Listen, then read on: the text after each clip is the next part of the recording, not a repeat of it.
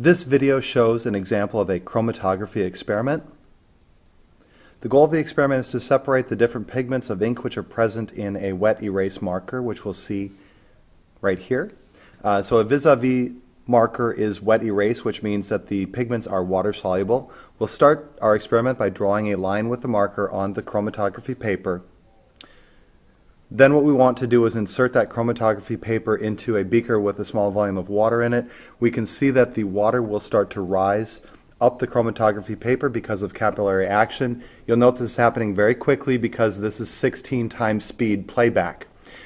We can see that the ink, which originally looked black, is starting to separate into different colors. This is because the different pigments have different properties. Some of them are heavier, some are lighter, some are more soluble in water, some are less. Because of these differing properties, all of the different colors are going to travel at different speeds.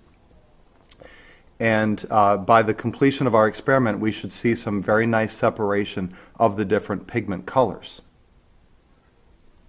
Now, to do analysis of our results, what we're going to want to do is to measure the distance traveled by each pigment. Let's pause here for a moment. So I want to measure the maximum distance traveled by the water and then by each different pigment starting at the line drawn on the paper. To be fair, we should be comparing the distance traveled by the water starting from the same point where the pigment started traveling. So we'll measure all of our distances starting at this point. Looks like the maximum distance traveled by the water reaches about to here, and then we can measure the maximum distance traveled by each of the different pigments.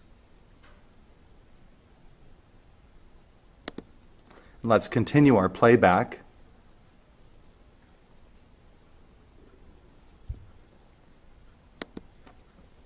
The final part of our analysis will be to calculate an RF value. This is going to be a different calculated number for each different color pigment.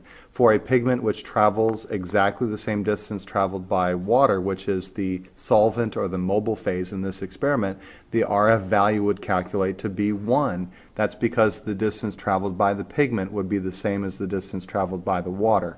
If we had a pigment color which travels half the distance of the water, the RF value for that pigment would be 0.5.